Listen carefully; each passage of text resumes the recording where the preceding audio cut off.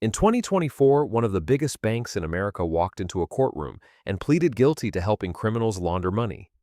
Not a sketchy offshore bank, not some shady crypto app.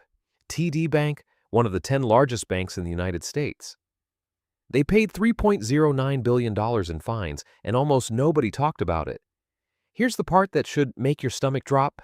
The money they helped launder, it went through regular accounts just like yours. So today, Mark is going to explain exactly how money laundering works, how dirty money becomes clean, and why the system that's supposed to stop it sometimes doesn't even try. Let's say Mark sells something illegal. Drugs, weapons, stolen data, doesn't matter. He now has $500,000 in cash. Problem, he can't just deposit $500,000 into his bank account. The government will immediately ask, where did this come from? So Mark has dirty money. He needs to make it look clean. That process is money laundering. And it happens in 3 steps that criminals have been using for decades. Step 1, placement.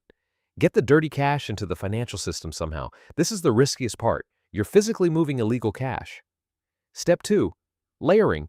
Move the money around so many times through so many accounts that nobody can trace where it started. Shell companies, offshore accounts, crypto, real estate. The goal is confusion.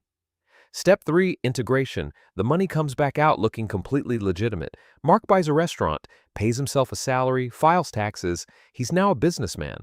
Dirty money in, clean money out, that's it. That's the whole trick.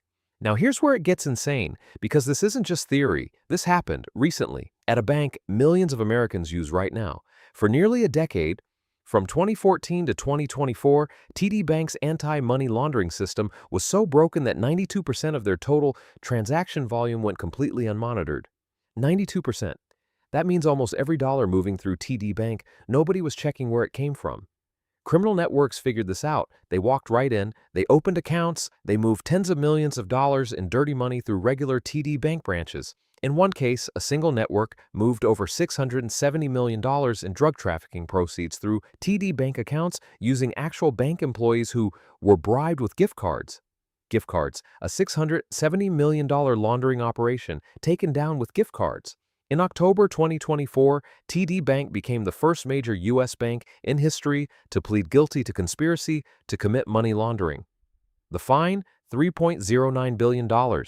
And the bank is still open, still operating. You can still walk in and open an account today. Now, TD Bank was the messy, obvious version. Let me show you how the professionals do it. Meet the 1MDB scandal, $4.5 billion stolen from a Malaysian government fund, and to clean it, they bought Hollywood movies. The Wolf of Wall Street, Dumb and Dumber 2, funded with stolen government money laundered through shell companies, real estate, a luxury yacht, and a private jet. The scheme worked like this. Dirty money went into fake investment funds. Those funds bought legitimate assets, art, real estate, film production companies. Those companies made real revenue. Revenue came back out as clean profit. Goldman Sachs helped raise $6.5 billion for this fund. They earned hundreds of millions in fees. When it all collapsed, Goldman paid $2.9 billion in penalties. The lesson? When the returns are too good and nobody asks questions, someone, somewhere, is laundering money. Okay, but Mark, why does this matter to me? I'm not a criminal. Here's why it matters. Every year, the FBI estimates $300 billion is laundered through the U.S. economy. That's money that distorts housing prices, inflates asset markets, and crowds out legitimate businesses. When dirty money buys up apartments in your city, rents go up for everyone. When it pumps into stocks, valuations get distorted. You feel it without knowing why. And here's the darkest part. The banks that get caught laundering money, they pay a fine, a big one, then they go right back to business. No executives go to jail. The shareholders take the hit. Regular people, who had nothing to do with any of this, see their bank stock drop 20%. The system isn't broken. It works exactly as designed for the people who designed it.